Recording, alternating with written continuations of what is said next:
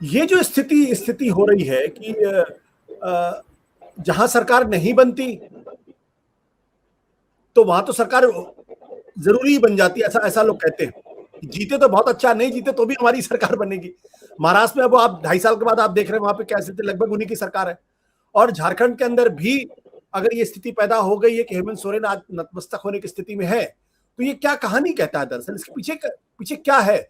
और मैं थोड़ी शरद जी की इस बात से थोड़ा सहमत नहीं हूं। मुझे लगता है कि अगर बीजेपी को मौका मिलेगा सरकार गिराने का तो सरकार गिराएंगे और किसी को भी मुख्यमंत्री बनाकर सरकार चलाएंगे। नहीं, वो आप ठीक कर रहे हैं, नेता वाला मसला नहीं है, क्योंकि बीजेपी में नेता का कोई मसला नहीं होता है। अब भूपेंद्र पटेल कौन से बहुत बड़े नेता थे, गुजरात के मुख्यमंत्री बना दिए गए, पूरी कैबिनेट ही बदल गई एकदम सिंगल, सारे जो है पहली बार के जीते हुए विधायक मंत्री बन गए। और वो तो नेता तो पारस पत्थर है भारतीय जनता पार्टी, इस समय जिसको छू देगी वो नेता बन जाएगा, वो सोना बन जाएगा, वो तो समस्या नहीं है। लेकिन ये है कि ये बात मैं समी जी की बात से सहमत हूं, और शरद जी भी लगभग वही बात कह रहे हैं कि जब बिना सरकार गिराए ही सरकार अपने कंट्रोल में है और जो चाहे हम कर लें, तो काहे के लिए मतलब जो है फिर जो है लोगों को, विधायकों को पकड़ो और फिर गोवा भेजो, मुंबई भेजो, रिजॉर्ट में भेजो, कुछ पैसे खर्च हो, साधन खर्च हो, दुनिया भर में बदनामी भी हो, कहा सुनी भी होगी, फिर ऑपरेशन। तो इससे अच्छा है कि जो अपने हाथ में गर्दन है, तोता जिसमें राजा की जान है, वो तोता ही अपने हाथ में है, तो काहे के लिए जो है किया जाए। ये ज्यादा सुविधाजनक मार्ग भारतीय जनता पार्टी के लिए है। और थोड़ा सा अभी रणनीतिक तौर पर वो हेमंत सोरेन को इसलिए भी डिस्टर्ब नहीं करना चाहते हैं कि इस समय देश में अकेले ट्राइबल चीफ मिनिस्टर हैं हेमंत सोरेन, और उनको गिरा करके अभी एक तरफ आप ट्राइबल कार्ड खेल रहे हैं द्रौपदी मुर्मू को राष्ट्रपति बना करके, और दूसरी तरफ ट्राइबल मुख्यमंत्री को आप गिरा देंगे तो वो बदनामी जो है आपके सर पर क्यों बीजेपी लेना चाहेगी इस समय। और जब हेमंत सोरेन उनके सामने नतमस्तक है बिल्कुल पूरी तरह।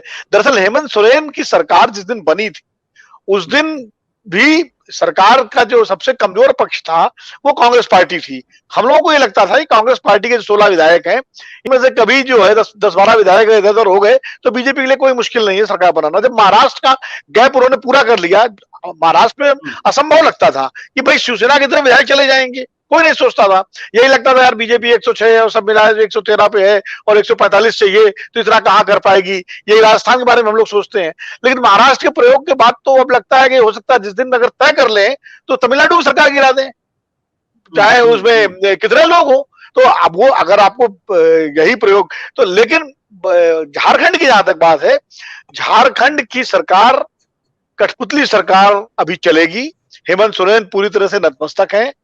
इलेक्शन कमीशन वाला मसला भी है जो उन्होंने, उनके नाम जो खदान का मसला है, फिर ये जो अभी उनके और ये पंकज मिश्रा के अलावा और भी कुछ उनके जो करीबी लोग हैं उन पे भी छापे पड़ चुके हैं, ईडी के और इनकम टैक्स के छापे। और ये जानकारी मुझे तो 1-1.5 साल पहले हो गई थी जिस टाइम ये तैयारी हो रही थी। और भाजपा के कुछ नेता जो झारखंड के ही हैं और जो बाकायदा इस ऑपरेशन में लगे हुए हैं कि किस तरह हेमंत सोरेन को कमजोर से कमजोर किया जाए, और जिस दिन उनको इशारा मिल जाएगा ऊपर से उस दिन सरकार भी गिर सकती है। लेकिन अभी ऊपर से इशारा नहीं है, अभी तो यह है कि इनको चलाए रखना है। कांग्रेस की जहां तक बात है, कांग्रेस के विधायक जो है, कांग्रेस तो इस स्थिति में है कि सरकार के साथ शामिल है, वो उसके कुछ मंत्री हैं, वो तो ये है कि ठीक है, मतलब partly power is better than no power, तो आंशिक रूप से ही सत्ता की हिस्सेदारी है, तो कम से कम विधायक बने हुए कहने के लिए कि हमारी एक सरकार एक जगह गठबंधन की है, चलने दो वो मान लीजिए हेमंत। आज कांग्रेस उस सरकार को नियंत्रित करने की स्थिति में नहीं है, और अगर मान लीजिए कांग्रेस ज्यादा तेवर दिखाए और कहे हम समर्थन वापस ले रहे हैं तो आधे से ज्यादा विधायक तो कांग्रेस के साथ आएंगे नहीं, वो तो वहीं बने रहेंगे। हो सकता है हेमंत सोरेन के साथ ही चले जाए, और ये भी हो सकता है कि बीजेपी सपोर्ट करते हेमंत सोरेन को और मुख्यमंत्री बने रहे। तो इसलिए ये सारी संभावनाएं हैं। तो मुझे लगता है हेमंत सोरेन मुख्यमंत्री तो अभी बने रहेंगे, लेकिन जो है सरकार, जैसा कि समी जी ने कहा, शरद जी भी कह रहे हैं और शायद विष्णु जी भी सहमत होंगे हमारी बात से, सरकार पूरी तरह से दिल्ली के हिसाब से चलेगी। और वहां पर जो है, और ये सूट भी करता है भारतीय जनता पार्टी को इस समय 2024 के आसपास चुनाव जब आएंगे नजदीक तो क्या समीकरण बनेगा, क्योंकि मुख्य चिंता राष्ट्रपति चुनाव की थी, वो उन्होंने ठीक कर लिया, महाराष्ट्र को डिस्टर्ब कर दिया। झारखंड में भाई प्रस्तावक थे हेमंत सोरेन इनके, यशवंत सिन्हा के, जो मीटिंग हुई थी अपोजिशन की, उसमें तृणमूल कांग्रेस की तरफ से यशवंत सिन्हा का नाम आता है और उसका प्रस्ताव सेकंड जो करने वाले हेमंत सोरेन झारखंड मुक्ति मोर्चा होता है, लेकिन आज उनको पीछे हटना पड़ा।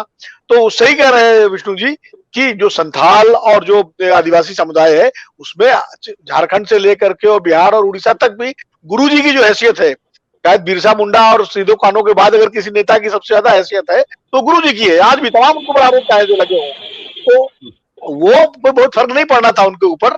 लेकिन ये जो दूसरी चीजें हैं जो पर्दे के पीछे, इसलिए उनको एक कारण मिल गया, एक सम्मानजनक तरीका मिल गया कि भाई द्रौपदी मुर्मू चूंकि संथाल है, आदिवासी हैं और वो हम आदिवासियों की हमारी पार्टी है, हम इसे समर्थन कर रहे हैं। तो ये जो है, तो इसलिए वो पूरी तरह से, मुझे मेरे कई मित्र हैं जो हेमंत सोरेन के बहुत करीब हैं और ये भी मालूम है, विष्णु जी बेहतर बताएंगे कि हेमंत सोरेन की भी सरकार बहुत अच्छी नहीं चल रही है और बहुत सारे उसमें जो है घपले घोटाले वहां हो रहे हैं, लोग कर रहे हैं और उस सब पर नजर केंद्र सरकार की है।